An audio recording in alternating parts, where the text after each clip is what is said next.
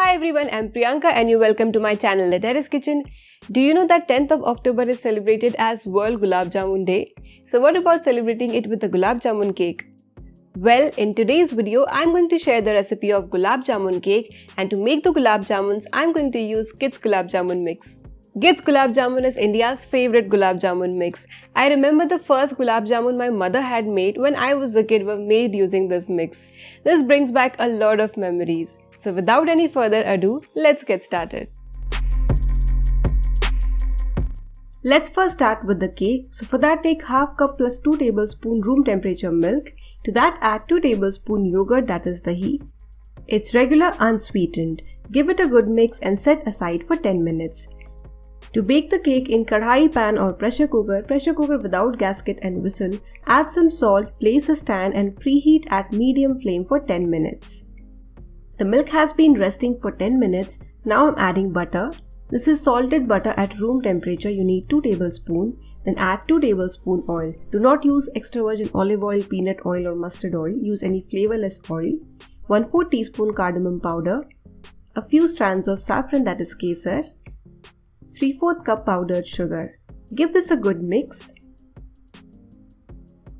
Next, sift together 1 cup all-purpose flour, that is Maida, 1 teaspoon baking powder and 1/4 teaspoon baking soda. Sift almost half of the dry ingredients and then mix. I like to first start with the whisk and later switch to a spatula. Whisk makes it very easy to remove the lumps. Do not overbeat or overmix the batter. Scrape the sides using a spatula and then transfer to a cake tin. I've lined my cake tin with a parchment paper at the bottom and oil on the sides. This is a 6-inch cake tin. If you do not have parchment paper, you can just grease it with some oil. You can see the OTG or convection baking instructions on the screen, but today I'm baking this cake in my pan. At medium flame for first 10 minutes and then at low flame for 35 to 40 minutes. After that, insert a skewer or a knife. If it comes out clean, your cake is done, else bake for a few more minutes. Cover the cake and let it cool down. To make gulab jamuns, I'm using 200 gram pack of Gits Gulab Jamun mix, which makes 40 gulab jamuns. Depending on your need, you can choose 200 gram or 500 gram pack. This gulab jamun mix is made with high quality ingredients and it does not have added preservatives, colors or flavors. It contains high amount of skimmed milk content, which results in rich tasting gulab jamuns. With a 105 rupees packet, you can make 40 gulab jamuns, which is much cheaper than those we get at sweet shops. Gits ensures safety and hygiene in their products, and their products come with multi-layer hygiene pack. To make these gulab jamuns, I'm going to follow 3 easy steps which are given on the pack as well. After adding the gulab jamun mix to your bowl, break the lumps using a fork or a spoon. Next, add 120 ml, that is half cup milk. This milk which I'm using is at room temperature. After adding the entire half cup, that is 120 ml of milk to this gulab jamun mix, you might feel that the dough is not coming together, it's sticky, but don't worry. After adding the entire milk content, gently mix, and after that we are going to rest this dough. So the first step is to mix the powder and the milk really well. Your fingers might become sticky, but that's okay. This is what it would look like. Clean your fingers, cover this bowl and let it rest for 10 minutes. Meanwhile, let's prepare the sugar syrup. In a deep kadhai or pan, take 2.5 cups of sugar. To that, add 2.5 cups of water. Keep the flame between medium to high and bring this to a boil.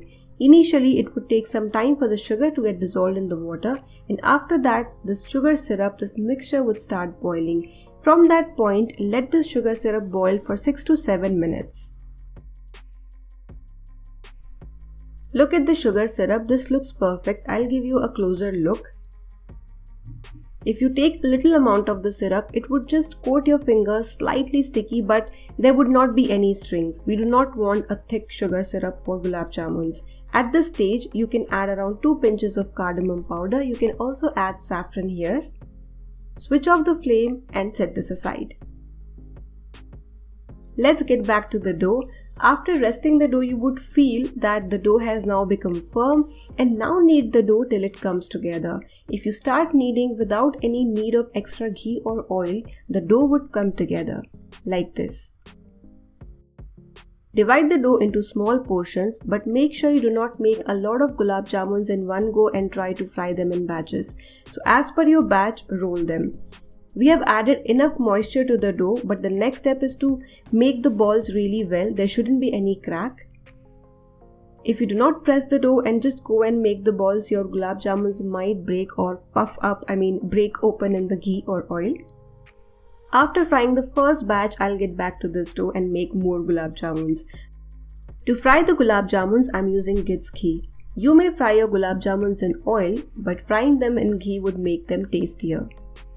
Heat your ghee at low-medium flame, and once it becomes hot, drop in the gulab jamun balls. You can first fry one gulab jamun and see how it's working for you, and accordingly, if required, you can press the dough more and make the roundels or the balls. Fry the gulab jamuns till they turn golden brown or reddish golden in color, like this, and immediately drop them in the sugar syrup. The sugar syrup should be warm. After dropping them in the sugar syrup, cover your bowl with a lid or a plate. Similarly, fry rest of the gulab jamuns. Like I said, roll a small batch, first make some balls, fry them, and then start with the next batch. I still have some dough left which I'll fry later. So after soaking the gulab jamuns for 30 minutes, you can soak them for longer duration, but 30 minutes is also enough for Gits Gulab Jamun. Next, I'm going to slice and chop the gulab jamuns for the cake. Look at the beautiful juicy gulab jamun. Some of these would go on top, some in the middle layers, and some on the sides of the cake. So let's move ahead with the cake decoration.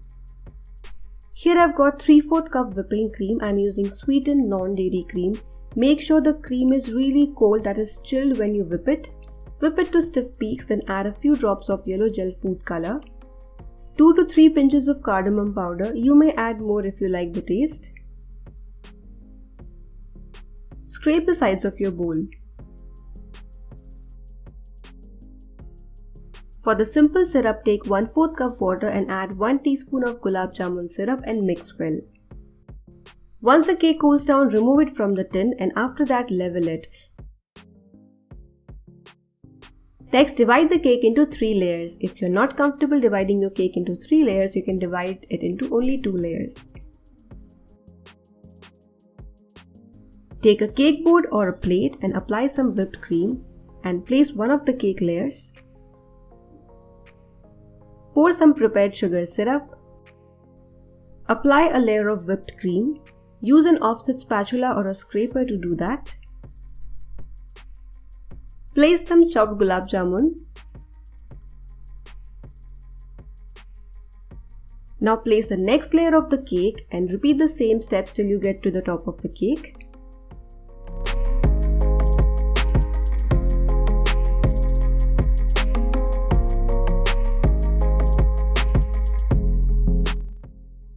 After placing all the layers, cover the entire cake with the whipped cream and use an offset spatula or a scraper to remove the excess cream.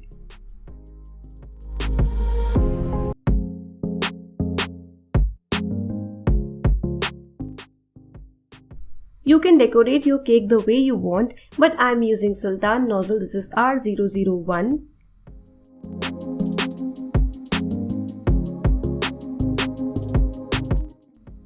Next, I am placing half gulab jamun piece, that is hemisphere, not sphere. Next, I am placing slices of gulab jamuns on the sides and a few on the top. Next, I am using regular round nozzle to make some design on the side like this and a few dots on the top.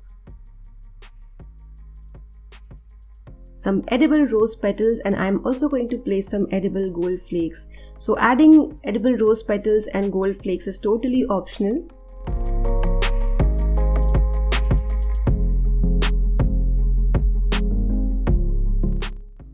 And finally, to add some green element, I am adding sliced pistachios. Our gorgeous and delicious gulab jamun cake is ready. What is your fondest memory with Gits Gulab Jamun? Let me know in the comment section. Let me slice the cake and show you a closer look of the cake inside. It's soft, spongy and moist, and yes, it's eggless. If you like this recipe, give this video a thumbs up and subscribe to Terrace Kitchen for more such wonderful recipes. Give this recipe a try and enjoy!